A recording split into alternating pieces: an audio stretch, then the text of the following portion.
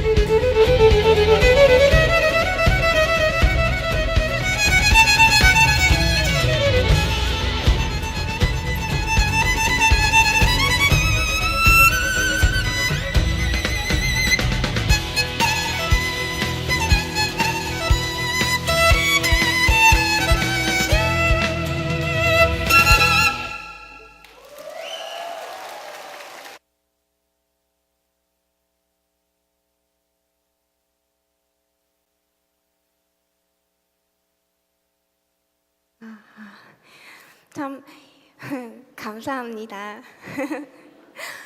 저는요 혹시라도 오해하실까봐 특별한 프로그램을 준비해서 이 자리에 서긴 했지만 클래식 바이올리니스트입니다. 그런데요, 클래식 바이올리니스트라고 하면 좀 돈이 워낙에 공부하는데 또 많이 들어가다 보니까 제가 부잣집 딸로 태어나서 그냥 부자 엄마 아빠 만나서 지금 이 순간까지 그냥 평탄하게 걸어왔겠거니, 또 저는 독일에서 태어나고 자랐습니다. 그런다고 하니까 더 뭔가 있어 보이나 봐요. 그래서 그렇게들 건너 짚으시는 분들도 많이 계십니다. 하지만 제가 바이올린을 시작하게 된 것도 엄마가 바이올리니스트입니다. 그러다 보니까 엄마한테 공짜로 레슨비도 내지 않고 배울 수가 있어서 저는 시작을 하게 되었습니다. 그런데요, 집안이 넉넉한 형편이었던 것도 아니고요, 무엇보다도 엄마가 혼자서 저를 이 순간까지도 키워오셨는데요, 정말 많은 어려움들이 있었습니다. 독일이란 나라는 미국처럼 이민국가가 아닙니다. 그러다 보니까 아무리 제가 그곳에서 태어나고 자랐어도 여러분들이 저를 보실 때 한국 사람처럼 생겼지 독일 사람처럼 안 생겼잖아요. 저도 너무나 잘 압니다. 그래서 아무리 다른 친구들과 같이 있어도 항상 저는 어딘지 모르게 소외된 것 같은 느낌을 받을 수밖에 없었고요. 항상 주눅 들어 있었던 그런 기억들로 좀 많이 가득 차 있는 것 같습니다. 집안이 좋은 것도 아닙니다. 돈이 많은 것도 아닙니다. 엄마가 저를 혼자 키우십니다. 더군다나 제가 무슨 천재성을 타고난 것은 더더욱 아닙니다. 백도 없습니다. 독일에서는요, 친가 친척도 없어요. 인맥도 없습니다. 아무것도 없습니다. 그런데 그런 제가요, 어렸을 때 어차피 바이올린 하는 거 세계적인 바이올리니스트가 돼서 사회에 선한 영향력을 끼치고 그야말로 하나님께 영광 돌릴 수 있게 해달라는 얼토당토 않는 그런 꿈을 품게 됩니다. 그런데 이 꿈을 주신 이도 하나님이시겠지만 그 꿈을 향해서 한 걸음 한 걸음씩 내디딜 때마다 저와 함께 역사하시는 이도 선한 목자 되어주시는 하나님이셨습니다. 제가 이 자리에 서 있는 이유는 그야말로 그 하나님을 저의 엄청난 그 백을 자랑하고 싶어서 이 자리에 서 있는데요, 잠시 말씀을 드릴 것 같으면 이 바이올린도요, 제 악기가 아닙니다. 음악하는 사람한테 악기가 얼마나 중요합니까? 특히나 이게 원가로 따지면 나무밖에 되지 않아요. 원가가 얼마나 들어가겠습니까? 많은 소위 말하는 명기는요, 수십억 원, 수백억 원까지도 이르릅니다. 그런 악기를 어떻게 개인이 소장하거나 살 수가 있겠습니까? 그러니까 독일이라는 나라에서는요, 정부가 그런 명기들을 소유를 하고 있으면서 1년에 한 번씩 아주 치열한 오디션을 개최를 합니다. 독일 정부가 개최하는 이 오디션에는요, 독일 총연방 바이올린 솔로 부분 콩쿠르에서 1등을 했거나 아니면 국제 유수의 콩쿠르에서 상위 입상을 한 사람에 한해서 콩쿠르에 참가할 수 있는 자격이 주어집니다. 그리고요, 나이도 30살까지 나갈 수가 있고 국적도 제한이 없어요. 그러다 보니까 이 콩쿠르에 대거 내노라 하는 연주자들, 기라성 같은 연주자들이 대거 참가를 하게 됩니다. 이 콩쿠르에서 입상을 하게 되면 좋은 점이 그렇게 수십억 원, 수백억 원을 호가한다는 그런 국보급 명기들을 1년이라는 계약 기간을 두고 무상으로 마음껏 연주할 수 있도록 입상자한테 부상으로 주어집니다. 그러니까 얼마나 피가 말리는 경쟁이겠습니까? 그런 수십억 원짜리 악기를 손에 들려준다는데, 저도 그런데 그런 사람들하고 비교했을 때 저는 뭐 10대 소녀밖에 되지 않을 거예요. 그 사람들은 난다긴다 하는 사람들일 거고 백도 있을 거고요. 그런데 저는 그런 사람들에 비하면 경쟁이 되지 않습니다. 싸움이 되질 않습니다. 그런데 언제나 그랬던 것처럼 하나님께서 저한테 역사해 주셨던 그 엄청난 역사의 고백이요, 대신 담겨 있는 것 같은 찬양이 있습니다. 이 산지를 내게 주소서라는 찬양인데요, 정말 아무도 없는 그곳에서 친가 친척도 기댈 곳도 내가 어디에 속해 있다는 그런 느낌마저 받을 수 없었던, 너무나 외롭고 주눅 들어 있었던 그 나라에서요, 제가 감히 세계적인 바이올리니스트라는 것을 꿈꿀 수 있었던 이유는 제게 믿음의 눈을 떠게 해주신 그 하나님, 그리고 무엇보다도 내가 너와 함께 한다면 너에게 능치 못할 일이 없으리라 말씀하셨던 그 하나님의 말씀이 있었기 때문에 그 말씀을 붙잡고 저는 나아올 수 있었습니다. 이 찬양의 내용을 이 찬양의 내용을 보면요, 갈렙이라는 성경의 인물이 자신은 85세입니다. 그런데 그 강적들이 지배한다는 그 땅에 가서 맞서 싸우기 이전에 다른 사람들은 경쟁도 안 될 거라고 말을 합니다. 그리고 누구보다 갈렙이 더 잘 압니다. 현실적으로 눈에 보입니다. 하지만 45년이라는 그 긴 세월 전에 하나님께서 그에게 약속해 놓아주신 그 땅을, 그 약속을 그 사람은 잊지 않고 현실의 자신의 모습을 현실의 눈으로 바라본 사람이 아닙니다. 다른 사람들이, 모든 사람들이 이미 많이 늦었다고, 많이 연약하다고, 싸움이 되지 않는다고 그렇게 말을 해도요, 그는 그의 모습을 현실의 눈으로 바라본 게 아니고 하나님께서 주시는 믿음의 눈으로 바라봤던 사람이란 것을 깨닫게 해주는 찬양이었습니다. 그리고 무엇보다 그 믿음의 눈, 그가 스스로는 가질 수가 없을 거라는 그런 감동이 제게 왔습니다. 그가 입술의 고백을 통해서 하나님께 올려드리는 그 고백이기에 앞서서 엄청난 기도와 간구라는 것이 저한테 감동으로 다가오기 시작했습니다. 그래서 그런 콩쿨에 앞서서 또다시 두려워지고 초조해질 때 하나님께서 나와 함께 하신다는 거, 입술로는, 말로는, 형식적으로는 알고 있지만 내 마음에 와닿지 않을 때, 두려워질 때, 그럴 때마다 이 갈렙의 고백이기에 앞서서 하나님께 올려드렸던 이 간구가 저의 간구가 되었고요. 이 찬양을 온 마음을 다해서 하나님께 올려드렸을 때 하나님께서 갈렙에게 주셨던 내가 감히 갖지 못하는 그 믿음, 용기, 담대함, 그런 모든 것을 가질 수 있는 믿음의 눈을 확실히 떠주게 해주었던 그런 찬양입니다. 오늘 이 시간 여러분들과 이 찬양 나누고 싶습니다. 이 찬양 온 마음 다해서 하나님께 올려드릴 때 우리 속에 믿음의 눈이 할 수 있다 하는 그런 믿음의 눈이 확실히 떠진 역사가 함께 하기를 간절히 소원합니다.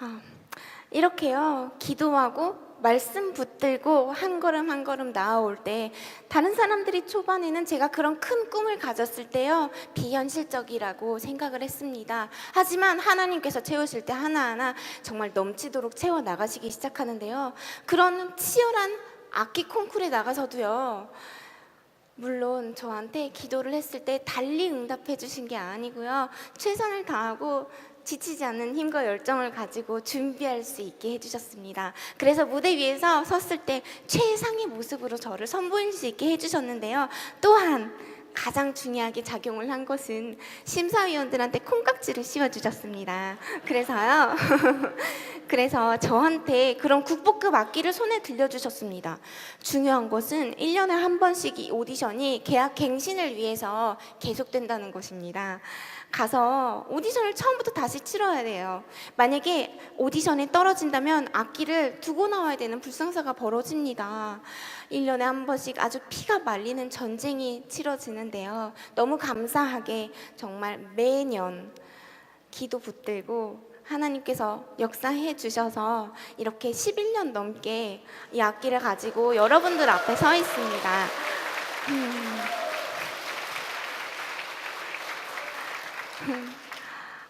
여러분들 무엇 때문에 박수를 쳐주시는지 모르겠어요. 저는 그런 박수를 받을 자격이 없는 사람입니다.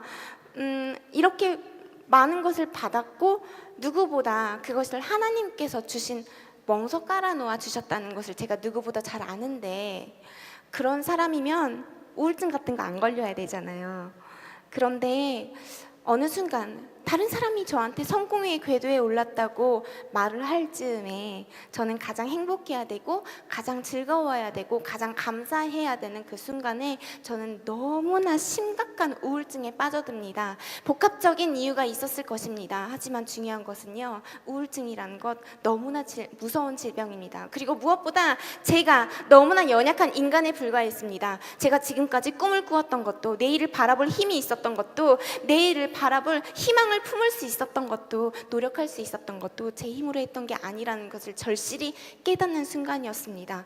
정말 완벽하게 무기력하다는 게 어떤 것인지 매일매일 깨닫는 나날이었습니다. 이렇게 사는 게 이렇게 매일매일 지속되는데 나는 여기서 헤어나올 비상구조차 찾을 수가 없다는 것, 그리고 이렇게 힘들면 기도해야 마땅한데 기도마저 나오질 않는다는 것, 그리고 어느 순간부터는 자괴감에 빠져서요, 나 같은 사람이 하나님께 사랑받을 자격이 있을까, 나 같은 사람이 하나님을 부를 자격이라도 있을까 하는 그런 마음들로 가득 차서요, 기도를 도대체 할 수가 없는 거예요. 예배도 나갈 수가 없는 거예요. 도대체 부끄러워서 나갈 수가 없습니다.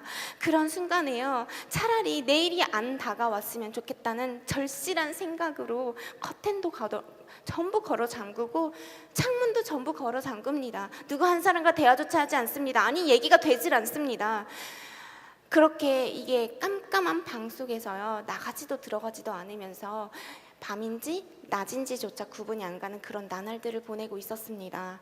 정말 제가 할 수 있는 것, 마지막 지푸라기라도 잡는 심정으로 할 수 있었던 것은 24시간 예배와 찬양과 말씀이 너무나 귀했던 독일에서요, 인터넷을 통해서 말씀과 찬양을 틀어놓고 내 귀에 들리게끔 하는 것밖에 없었습니다. 저는 독일에서 태어나고 자랐기 때문에 한국의 CCM이라는 거 몰랐습니다. 그런데 그때 아마 제가 틀어놓고 있어서 내 귀에 들렸기 때문이 아닐까 싶지만, 정말 그날 또 너무나 힘들고 괴롭다 못해서 그냥 무의미하게 한 시간을 보내고 있을 때였습니다. 그런데 그런 제 머릿속에 갑자기 맴돌기 시작하는 찬양의 구절이 있었습니다.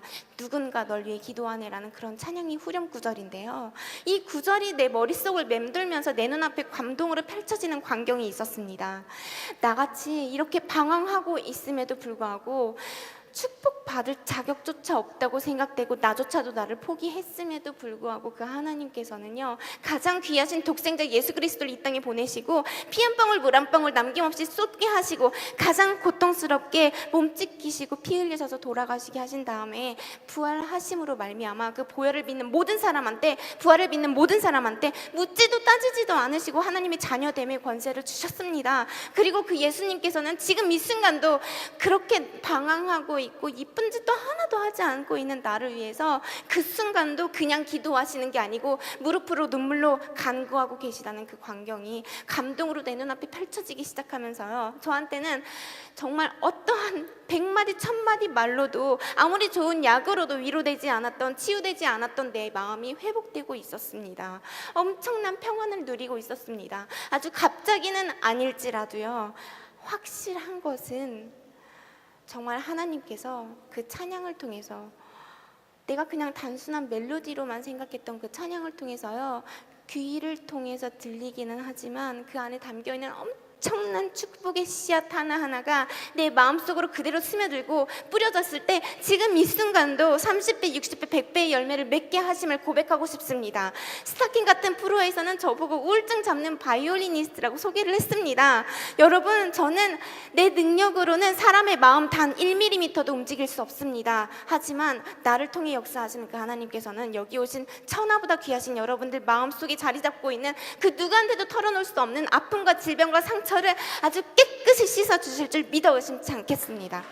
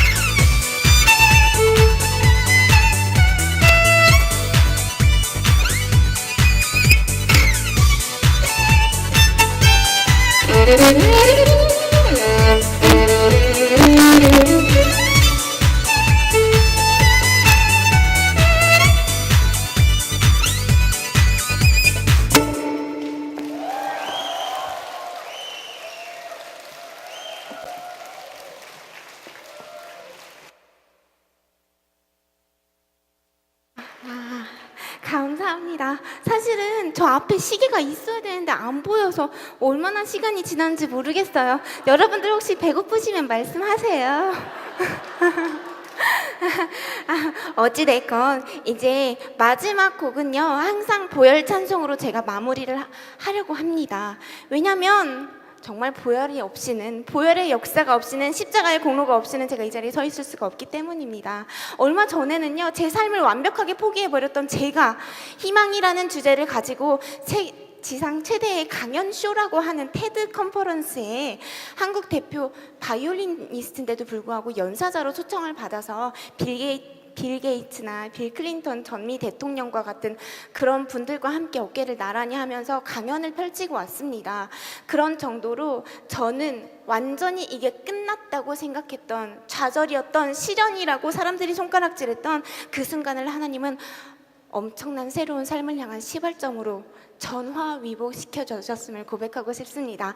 오늘 이 자리에 어떤 마음가짐으로 오셨는지 모르지만 만약에 세상에 짐을 짊어지고 오셨다면요, 이 시간 보혈 찬송 마지막으로 함께 정말 온 마음 다해서 신나게 열창하실 수 있으면 같이 해주실 때 가지고 오신 모든 세상의 버거운 짐 예수 그리스도의 자녀됨의 권세로 십자가에 당당히 못 박아버리시고 이 자리를 떠나실 때는 최후 승리에 대한 확신으로, 설레임으로, 벅찬 가슴으로 이 자리를 박차고 나가시는 여러분이 되기를 간절히 소원합니다. 감사합니다.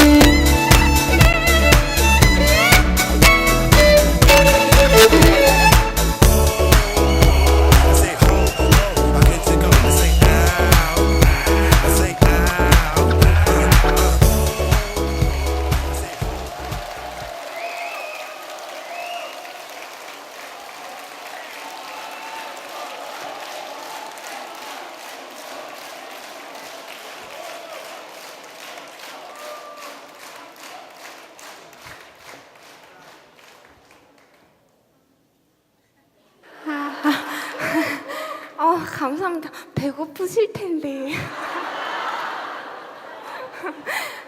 감사합니다. 그럼 오늘 특별한 집회이기 때문에 사실 제가 공연할 때 연주하는 그런 곡들은 조금 배제한 게 몇 개가 있어서 너무 아쉬운 곡 중에 첫 번째가요. 제가 이렇게 찬양을 사실은 최고 아름답게 최고로 올려드리기 위해서 편곡을 하기 시작했는데요. 이 편곡을 찬양에서만 멈추지 않고 저를 하나님께서는 정말 내가 이전에는 상상조차 할 수 없었던 그런 영광스러운 자리들로 이끌어 주시고 계십니다.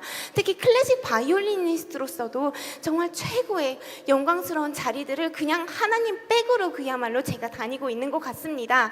얼마 전에는 여수 세계 박람회에서 조수미 선생님이나 가수 아이유나 이런 분들과 함께 솔리스트로 초청을 받아서 개막식에 솔리스트로 초청을 받아서 연주를 할 수 있는 기회가 생겼습니다. 그때 제가 특별하게 준비를 하기 위해서 어떤 곡을 편곡을 했는데 오늘 그 곡 중에 전체는 아니고요, 한 중간쯤부터 들려드리려고 하는데요. 원곡은 아리랑입니다.